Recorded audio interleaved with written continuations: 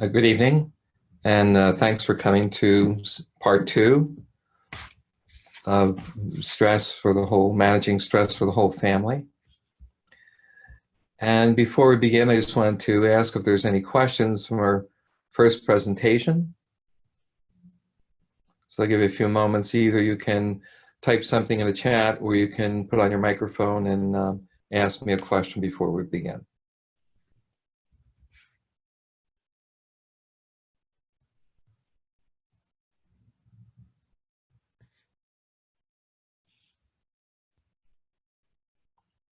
Any questions? Okay.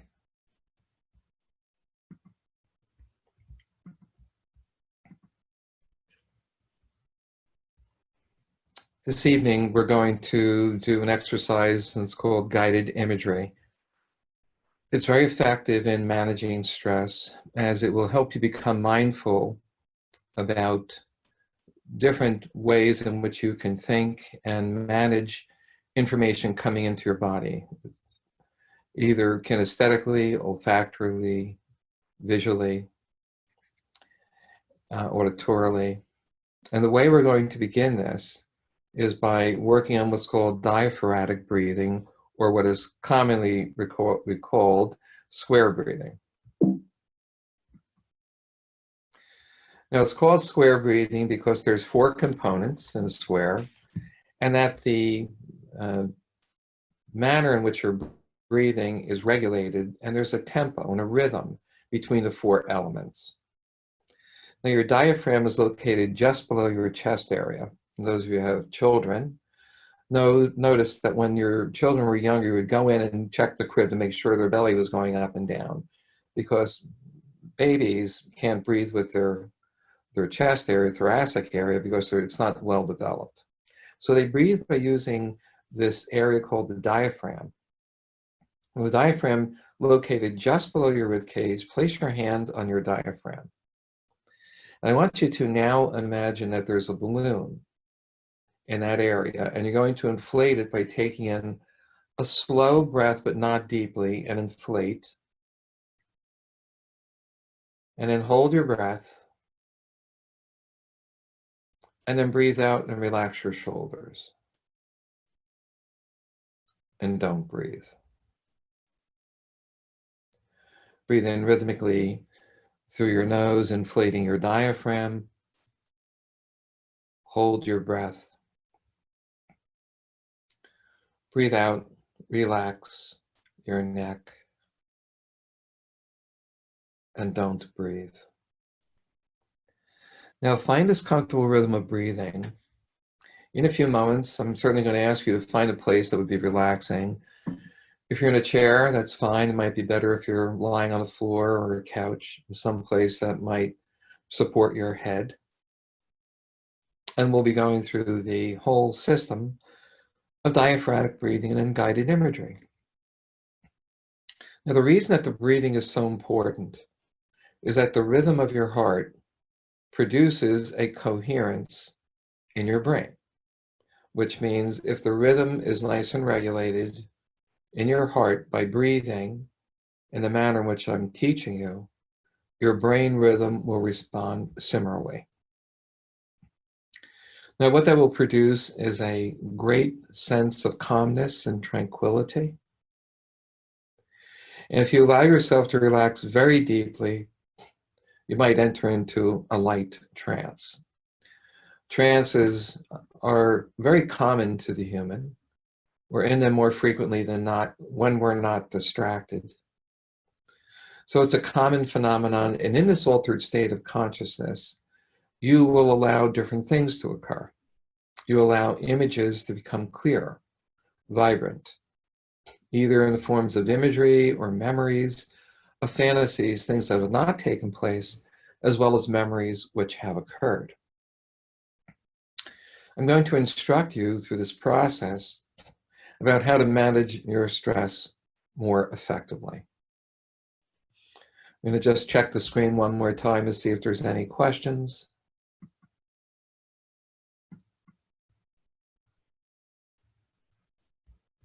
Yes, Doc. Yep.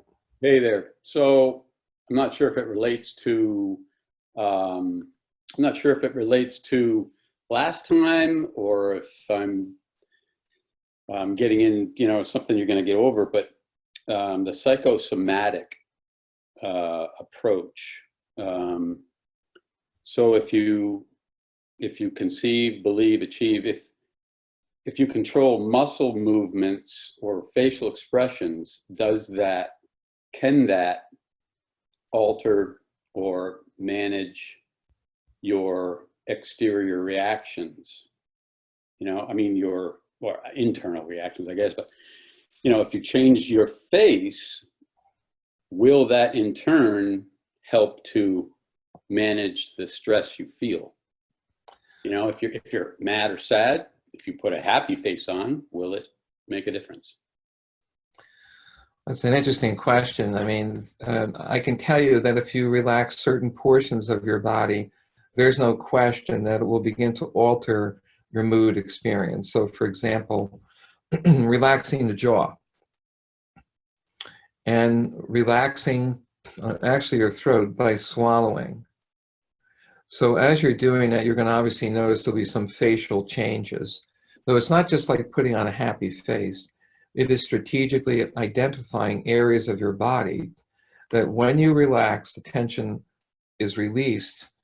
And the way that that's going to happen is what you're going to be doing with your brain anyway.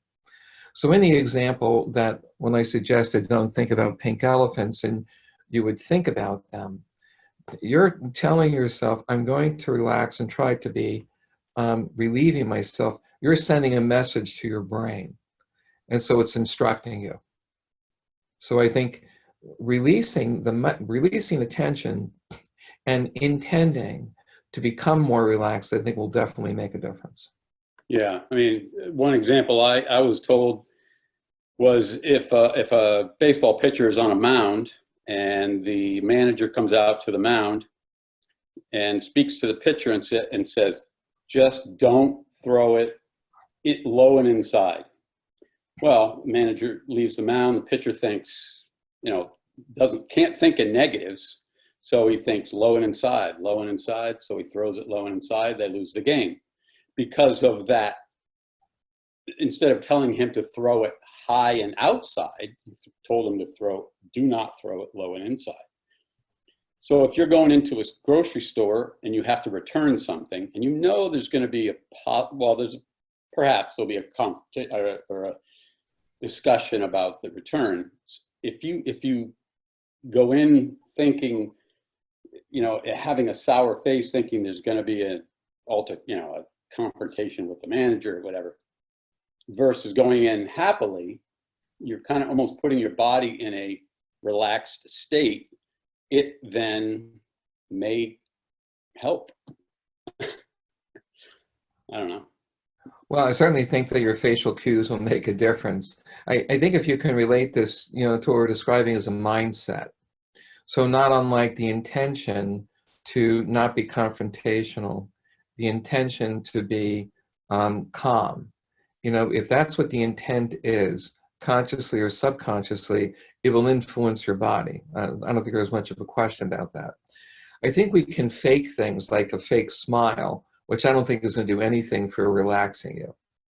I do think, however, if the intent is to manage your emotions, to be open-minded, that's a very different set in your mind than just smiling. So there is an interrelationship between the two. And because my work is with the mind, body experience process, I would encourage you to have a mindfulness about how you're going to present yourself. And that would be the whole intentional process of the way in which you're going into the store. Right. Yeah, no, I was just curious whether if you change your body, your physical, facial expressions, will that in turn have an effect on the internal feeling? I think, again, that it really has to do with the intention. I think in the example of a false smile, I don't think it's going to do anything for you. Right. I think if the intention is, so we're looking for what's called a congruence between what you're thinking, feeling, and acting. So we want all three of those things together.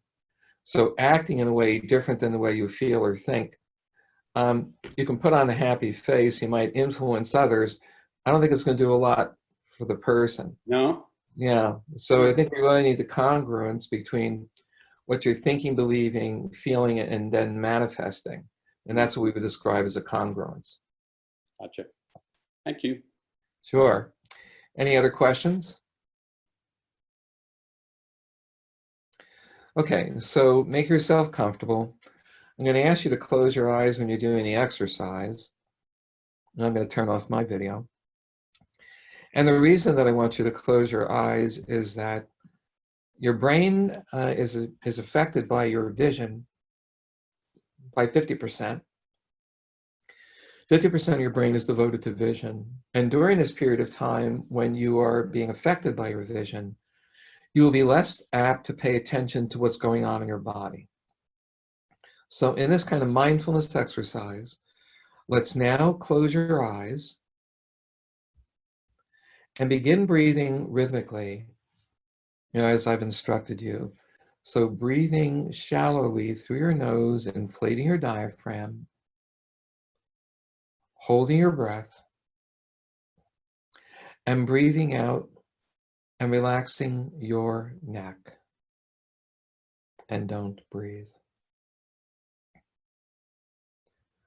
Breathe in again rhythmically when you're ready. Inflate your diaphragm, hold your breath. Breathe out, relax your shoulders, and don't breathe. Breathe in rhythmically, inflate your diaphragm. Hold your breath. Breathe out, relax your arms. Don't breathe. Breathe in slowly, inflate your diaphragm. Hold your breath. Breathe out, relax your abdomen. Don't breathe. Breathe in slowly. Inflate your diaphragm. Hold your breath. Breathe out, relax your lower back. Breathe in slowly.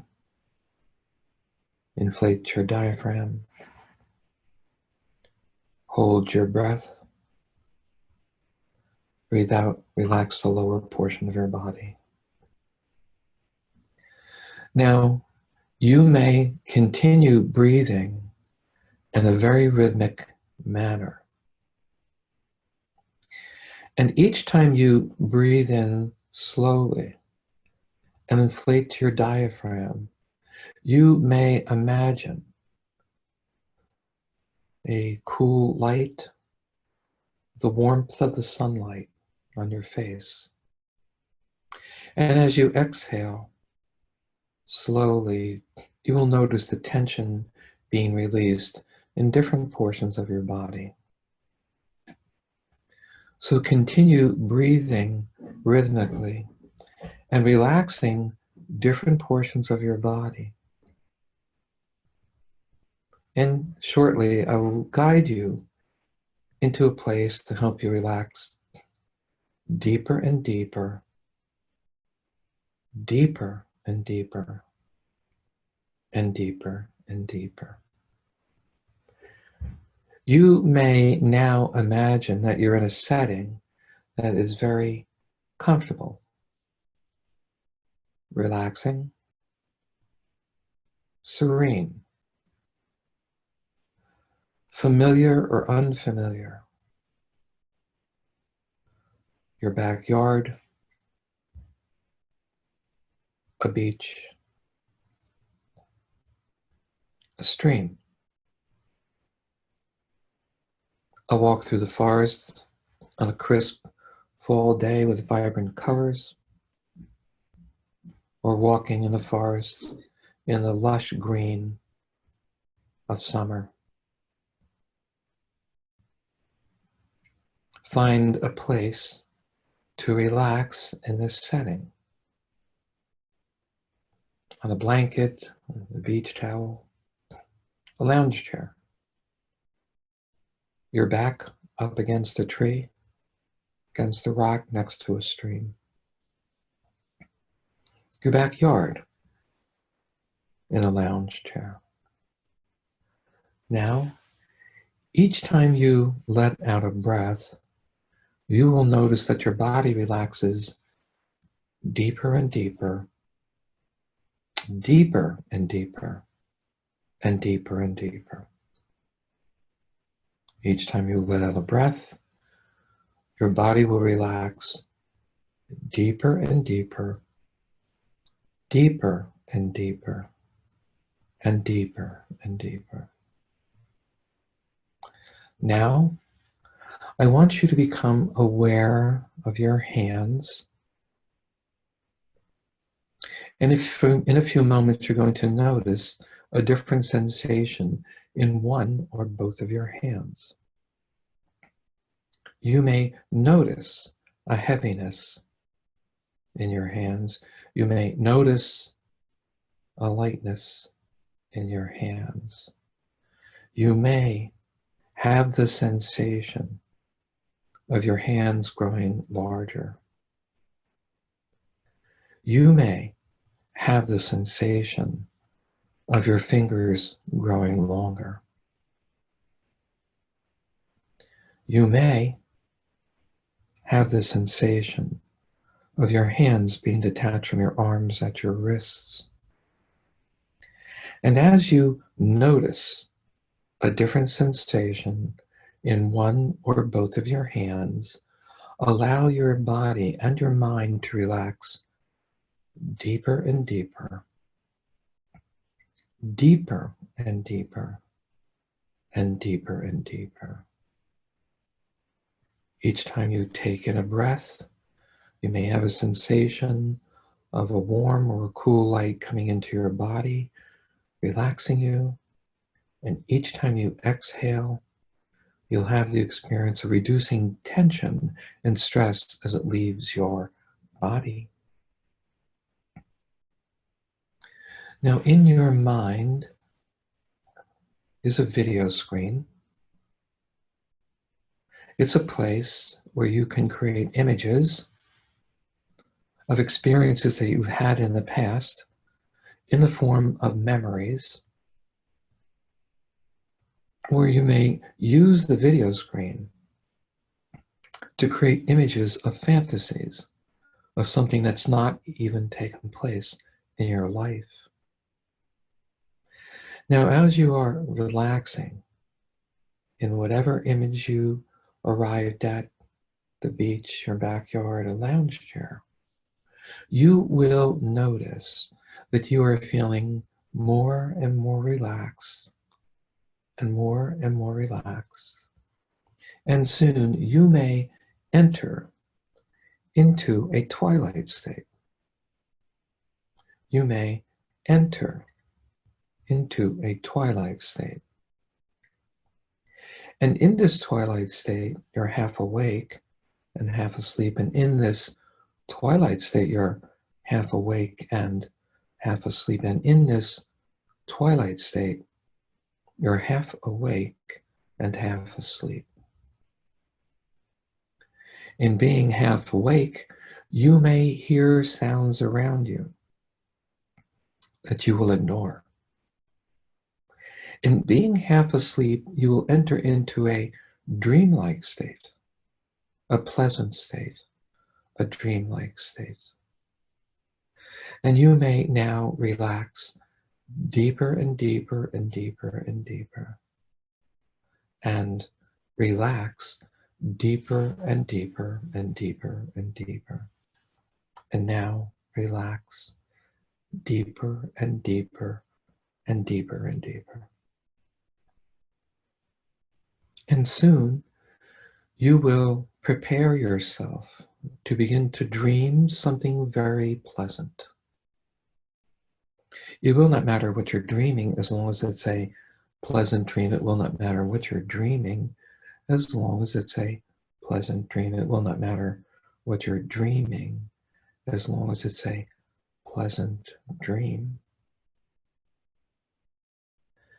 Now begin to dream a pleasant dream, a pleasant dream, a pleasant dream, a pleasant dream, a pleasant dream, any dream you wish, as long as it's a pleasant dream. Dream any dream you wish, as long as it's a pleasant dream. Now, while you're dreaming, I will be speaking with you. You will not have to listen to my voice. You see, there's a conscious mind and a subconscious mind. And at times, your subconscious mind will direct your behavior. At times, your subconscious mind will direct your behavior. You can't think of every word you're going to say, although you speak clearly, as your subconscious mind will direct your behavior. You drive your car, you walk a hallway. You don't think of what you're doing because at times your subconscious mind will direct your behavior. Now, dream a pleasant dream and relax very deeply. Dream a pleasant dream and relax very deeply. And feel your body getting heavier and lighter as you are relaxing deeper and deeper and deeper and deeper. And deeper and deeper and deeper and deeper. And deeper and deeper and deeper and deeper. Now, while you are dreaming and relaxing and breathing rhythmically, I will be speaking with you. You will not have to listen to my voice, as there's a conscious mind and a subconscious mind. And at times, your subconscious mind will direct your behavior. Now relax very deeply. You do not have to listen to my voice. It is important to remember to learn to forget. It is important to remember to learn to forget. Most people think that forgetting is a very passive process of the passage of time and the atrophying of a memory. Actually, forgetting can be a very proactive process. You may learn to forget. You may learn to forget about unpleasant thoughts, memories, experiences, beliefs, feelings, patterns of behavior. You may learn to forget about unpleasant thoughts or memories, experiences, beliefs, feelings, patterns of behavior, events. You see, there's a choice that you have to make about what you're going to learn to forget. A very effective way of learning to forget is by letting go. Every day, your body lets go of poisons. It eliminates them. And just as your body eliminates poisons and wastes, your mind can do the same thing. It is important to remember to learn to forget. And letting go is a form of control.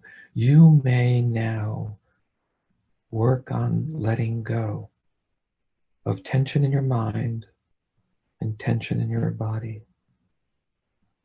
You do not have to even be conscious of letting go of unpleasant thoughts or memories, experiences, beliefs, feelings, patterns of behaviors, or events. As you already know, there's a conscious mind and a subconscious mind, and at times your subconscious mind will direct your behavior. Now relax deeper and deeper and deeper and deeper, and relax deeper and deeper and deeper and deeper, and relax deeper and deeper and deeper and deeper. What has been learned can be unlearned. What has been learned can be unlearned. There are experiences in your life that you've learned something that wasn't true, and you have unlearned it. There are experiences where you thought you were understanding something and recognized that you weren't. And you can unlearn what you believe to be true or what you were being taught, not necessarily in a positive way. You may have developed patterns of behavior, learning them to respond to stress in a specific way, such as tensing your body, tensing your mind. Those learnings may have been subconscious, but nonetheless are persistent in influencing your mind-body reaction. Now, since you have learned it, you can unlearn it. Since you have learned it, you can unlearn it. And during the unlearning, you will have the opportunity to learn new patterns of behavior consistent with your well-being, consistent with being more mindful, consistent with slowing down your thinking, your behavior, your decision-making. You see, what has been learned can be unlearned. And during the unlearning process, you will have the ability to learn new patterns of behavior consistent with your well-being, consistent with managing the reactions of stress internally and externally. Now relax deeper and deeper and deeper and deeper. And now relax deeper and deeper and deeper and deeper. And continue dreaming. You do not have to listen to my voice. It is impossible to have two opposite thoughts, feelings, beliefs, or patterns of behavior within you at the same time. It is impossible to have two opposing or opposite or contradictory thoughts, beliefs, feelings, patterns of behavior present within you. Since it's true that it is impossible to have two incompatible, opposite, contradictory thoughts, beliefs, feelings, or patterns of behavior within you, you have the ability to choose to pay attention to what is consistent with your well-being and to ignore unpleasant thoughts, memories, experiences, beliefs, feelings, patterns of behavior that are inconsistent with your well-being. You have a choice about what to pay attention to and what to ignore, and what to pay attention to and what to ignore. Now, relax deeper and deeper and deeper and deeper, and relax deeper and deeper and deeper and deeper, and relax deeper and deeper and deeper and deeper. In a few moments, I'm going to stop speaking. And during that period of time, I will encourage you to become mindful of what you're grateful for. What do you have gratitude towards? Steep yourself in the experience of being grateful. I will allow you several minutes to relax your mind and body and allow the silence to bring forth experiences, beliefs, or feelings around gratitude.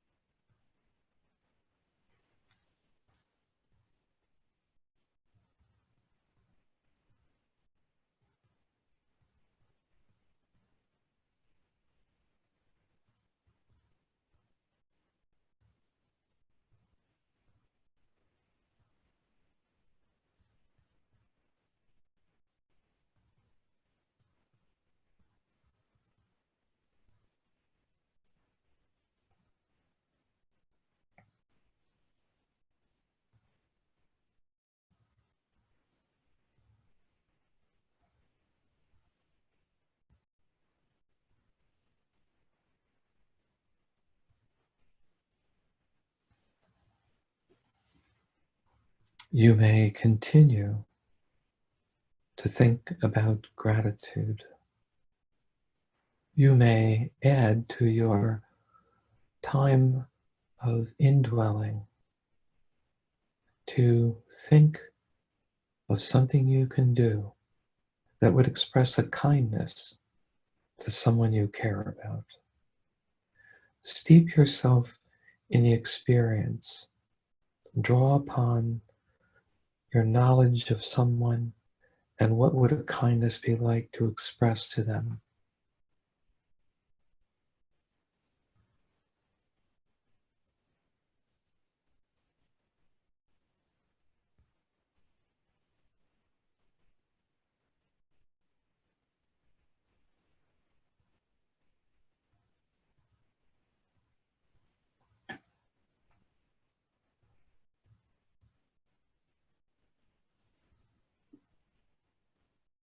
Now continue relaxing.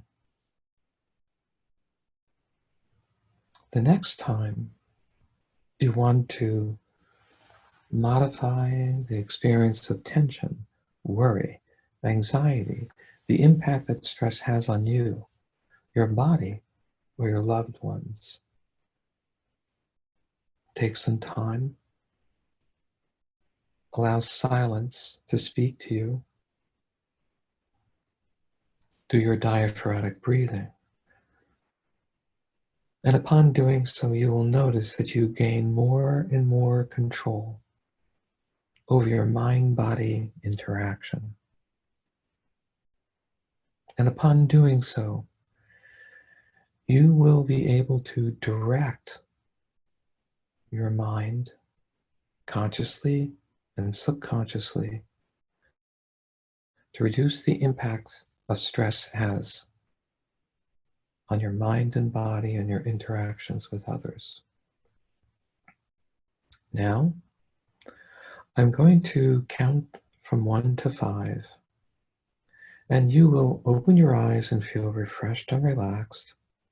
And many people report feeling relaxed up to 2 to 3 days, having done the exercise only 1 time. I only ask that you put on your video so they know that everybody is awake. 1, 2, 3, 4, 5.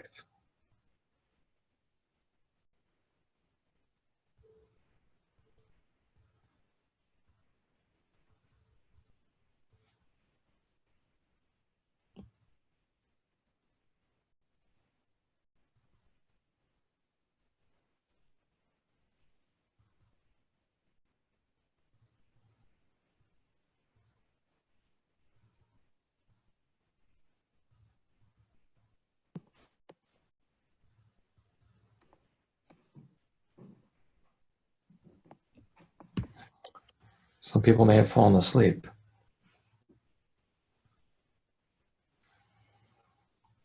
Why don't you turn your microphones on so we can talk a little bit?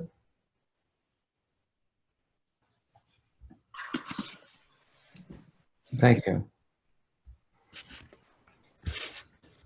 Angela, Henry, Asha. Yes. Want to make sure you're awake. Yeah, I'm awake, but I can't get the video. No, that's okay. Just need to know you're awake. Angela and Henry. Okay. So what was your experience like? It was relaxing. It was kind of quiet. And I always struggle with swatting thoughts out. I kind of visually try and swat away anything creeping in that prevents me from relaxing. Were you able to get some of those out this time or no? Yes, definitely. I haven't done the square breathing. I've done kind of maybe seven. It's like 5, 7, 8. Yeah, 5, 7, 8. It was a different pattern instead of equal around a box. So that worked well. Yeah. The breathing is important because of what's going to happen with your brain and what we describe as coherence. And when you're there, it is an altered state of consciousness if you go deeply enough into this. and other things will just fade away. So in the example that you can't be awake and asleep at the same time, tense or relax, so in the yin and yang, you can't be both of those things at the same time. In choosing to be mindful, where your intention leads you, if you are meditating on that, it will permeate your body. And what you can have is this experience now. If we were to measure the rhythm of your heart and brain, you would find that they're very consistent right now. And you might be a little foggy-headed, might not be thinking as clearly, but that's a result of what's happened as a result of moving away the stressors that are around you most of the time. How much time do you think it took to do that? What did it feel like? Felt long. Felt long? Like a half an hour? Mm-hmm. Longer than that? Longer. It felt longer. It was so relaxing. Yeah. Anybody make it feel shorter than half an hour or an hour? 25, 30-ish. Yeah. Yeah. So it's about 20 or 25 minutes. And typically, when a person is in a deep state of relaxation, they lose awareness of time. And sometimes people open their eyes and they're surprised about where they are because they're so deeply focused upon what's going on internally. Let's just try one more technique. So I want you now to, again, close your eyes and place your hands on your lap. And just listen to my voice. With your eyes closed, your hands on your lap, begin breathing rhythmically as you did before.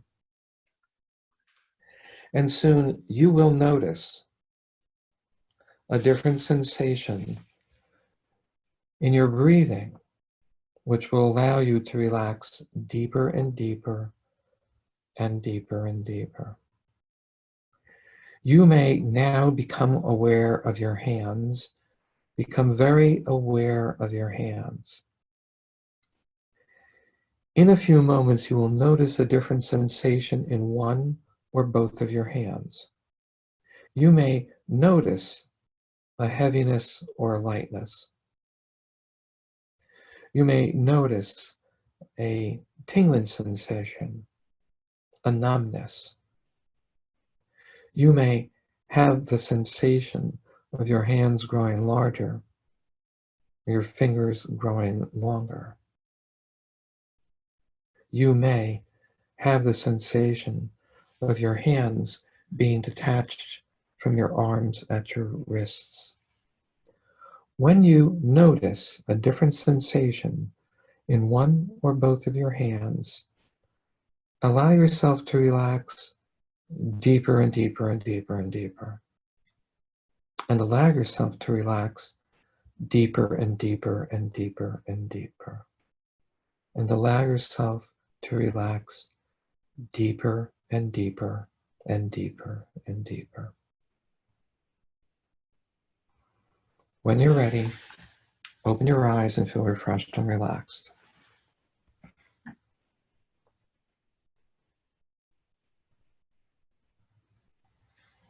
And if you wouldn't mind just turning on your videos or put something that lets me know that you're awake. Hello. Okay. Now, what I'd like for you to do, did everyone have a sensation in their hands, even mildly? Okay.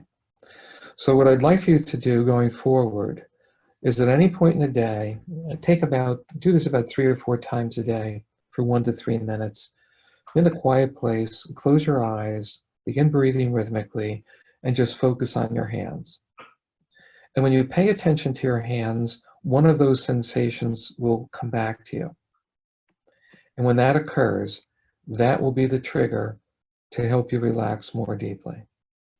So you'll be able to manage stress more effectively by kind of using a system like this throughout the day to get your body to relax.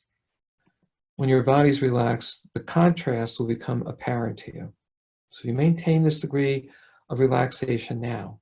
As the tension starts to grow in your body, you're going to catch it before it goes too far and get it back under control. So we have a few minutes left to answer questions or comments. So the square breathing, stick to count of 4. I mean, in the past I've done 4 and then gone up 5, 6, 7, 8 kind of thing, keeping it square, but maintain 4 as the number. Doesn't have to be 4. It has to be a rhythm. So each one of those components, whether it's 4, 6, 8, doesn't matter. What feels comfortable to you. And clearly the experience will be that as you're doing that, you should have a sense that you're relaxing more deeply each time you're letting out a breath. Yeah, definitely. Through the exhale. Yep. Any other questions? Is there any time of the day you're supposed to do this? Great question. I would say just before bed certainly is a great time. And as strange as it might appear, when you wake up, there's a diurnal and nocturnal response that's going on in your brain. If any of you have trouble sleeping, awaking between 2 to 4, 3 to 5, perfect time to do that. But outside of those times, I'd say integrated throughout your day, 3 times, every couple of hours, just take 2 to 3 minutes to do this. Thank you. Can't hear you, Alan. Your mic is on? Your mic's not on. I'm not sure if I'll be able to do this because I was just following your cues and listening to you. You're not sure you'd be able to do it on your own? On my own, yes.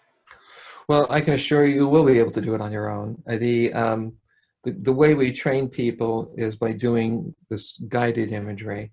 So it's easier for people to hear that. There's a number of apps that are out there. You can make your own recording. But there are a number of apps that are out there. I would suggest that you try. And a lot of times, kind of have music in the background. Last night I tried to record with some ocean sounds. It was just too intense, and I decided not to try it this evening. But I think you'll find that you're able to do it. You can actually guide yourself. You're talking to yourself, with 80,000 thoughts a day. You're talking to yourself with frequency. But if you actually try to guide yourself to relax, interesting concept. Let me try that. Thank you. Yes, sure. Any other questions? Hi, Dr. Molinaro. How are you? I'm good. How are you? Good, thanks. So I believe this could be far-fetched, but I think that I have aphantasia, so I can't really visualize things, and that makes it like frustrating for me to do like guided meditations and stuff like that, because when you say like visualize something, I Right. like want to be able to see it, but I know I can't. So is there anything like you suggest that's like similar to like guided meditation but isn't focusing on visualization and trying to like imagine things? It's possible, some people don't have the ability to image as clearly, but can you feel your feet on the floor? Is your feet on the floor right now? Yeah. Okay, can you feel your feet on the floor? Yes. Okay, can you feel wherever you're sitting? Mm-hmm. Okay, so in mindfulness, which is not using imagery, it's to use other sensory mechanisms. So if the room is dark and your eyes are closed, pay attention to the darkness. Pay attention to the feel of the sheets on your body or the heaviness of your legs. Now, the reason we're asking you to do that kind of sensory stimulation is not unlike what you're doing with your imagination. And it's happening on the right side of your brain. And that's what this is mostly about. So in the guided imagery, we're trying to stimulate that. And if you can't have the experience of imaging it, you may have the experience of what's called proprioception, which is the ability to feel the position of your body in space. You know, as you walk across a darkened room, you put your hand on a doorknob or turn on the light switch, even though you can't see it. Your proprioception tells you exactly where you are. So as you pay more attention to that, you probably don't pay much attention, not during the day. But if you do this now, I think you'll find it's very similar. You feel your body getting heavier or feel the sheets. So if you can't create the image of sinking, you certainly can get a sensation of your hand touching the cool sheets. Okay? Okay, thank you. Sure. Any other questions? Could you give us some idea about the apps? What kind of apps are available? Yeah, Headspace is a good one. Headspace? Headspace, yes. Headspace has been around for quite a bit. And it's getting probably the most popular. It's getting the most attention right now. So that's a really good one to use. You can go online and find guided imagery, but I would start with Headspace first. So this technique,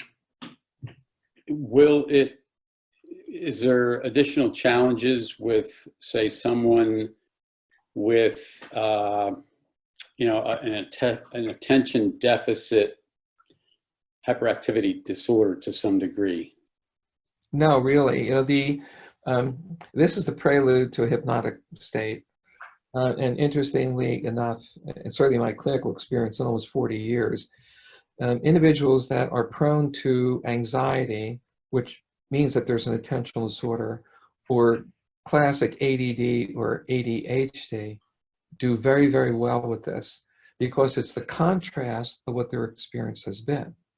It's become very familiar to keep yourself active when you have a condition that's like that. When you use silence and slow things down, the opposite increases, sort of like black on white. That's what the yin yang thing is about, is that you get to have an experience that you don't have very often. Now, people will describe that as difficult, and I would ask you to use the word unfamiliar. I don't know that it's as difficult as it is unfamiliar. Right. So my experience clinically over all these years, individuals with conditions that are like that actually tend to be more creative, which is one of the reasons why they respond to the suggestions of the images.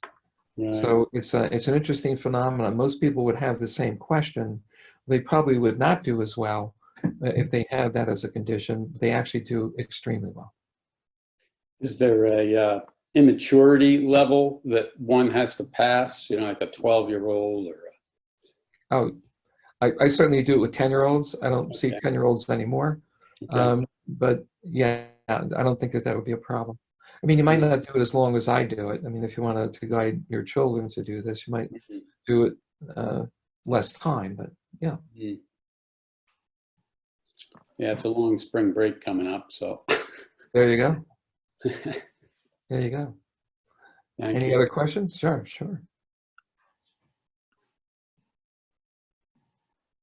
Yeah, question. Question?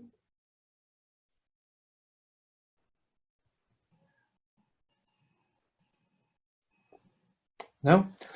Okay, I'm supposed to let you know that next week's program starts a 4-week program. And it's a program where I'm assessing factors that influence mental performance in business and sports.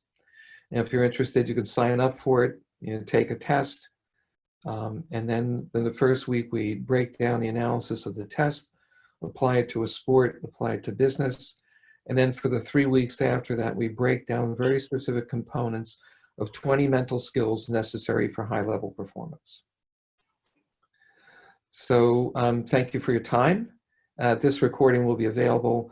I think it's actually going to be sent out to you at the end of this evening's session. Thank you very much. Thank you. Thank you. Thank you. Thanks, You're Doc. also relaxed already. Good. I'm glad. Thank you. Thank you. Take Bye-bye. care. Good night. Thank you. Bye-bye.